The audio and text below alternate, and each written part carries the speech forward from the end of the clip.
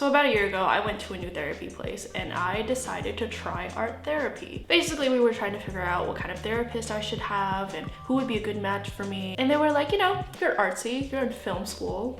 You want to try art therapy? And I was like, why the hell not? I remember going home that day and trying to research art therapy and what it would be like and what I should expect. And I remember reading a few articles and watching a few videos, but ultimately I was still kind of clueless as to what it would be like. So in this video, I'm going to attempt to talk about my personal experience with art therapy as a client and give you a rundown of what a session might be like. Of course, this varies wildly with who your therapist is and what exactly it is you're working on, but this is just my personal experience.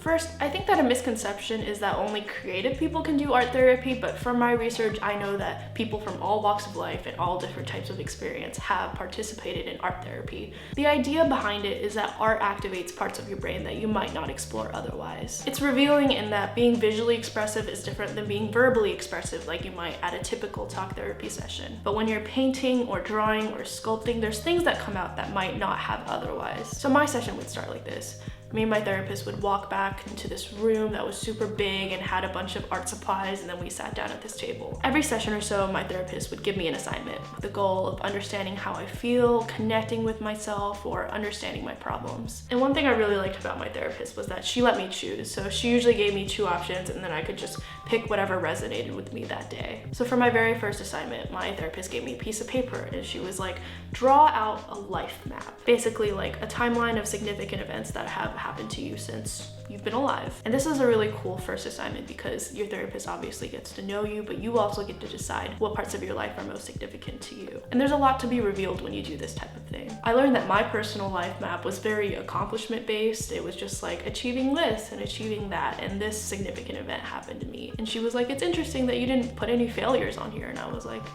yeah, that's a good point. Other assignments that I did, if you were curious, when I had a panic attack, she had me watercolor the panic attack and then going from chaotic to calm on the piece of paper. There was an assignment where she had me draw my happy place, or just a place where I felt peaceful and calm and safe. And this could be imaginary or real. And she had me sculpt my body image monster, which is basically like the demon inside of you that makes you feel insecure and inadequate about how you look. Those were just a few examples. And I can't say that I haven't enjoyed any assignment in art therapy. I think that all of them were super fun and enjoyable. Sometimes I would take artwork home if it was something that I could accomplish at home. And this is a personal choice. You don't have to take your artwork home. I know a lot of people might not have the time outside of therapy to work on stuff, but I personally just wanted to work on it. And there's a lot of ways that the actual talking part of therapy happens in art therapy. Whenever I was working on something, my therapist and I would just have some casual conversation. And it was nice because I was preoccupied with something, so it was more chill, and you didn't have to make as much eye contact, which is nice if you're socially awkward. And it was generally just more relaxed to have this casual conversation while you were doing art, because it's not the primary focus of what you and this other person are doing. And whenever I worked on art, my therapist also worked on art. So she also put a piece of paper in front of her and just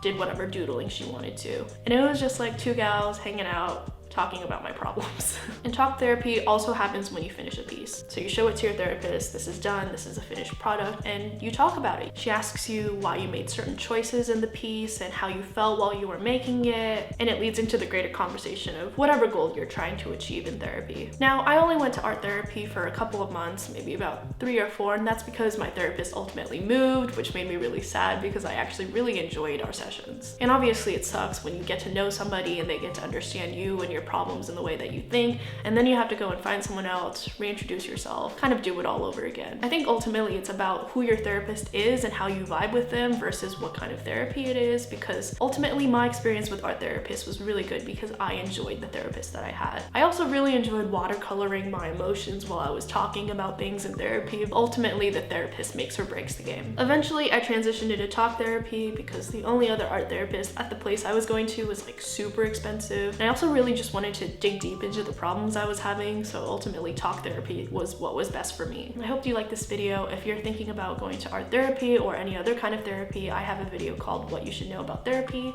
I'll link it in the description below, but definitely go check that out. My name is Grace, and I will see you again next week. Bye.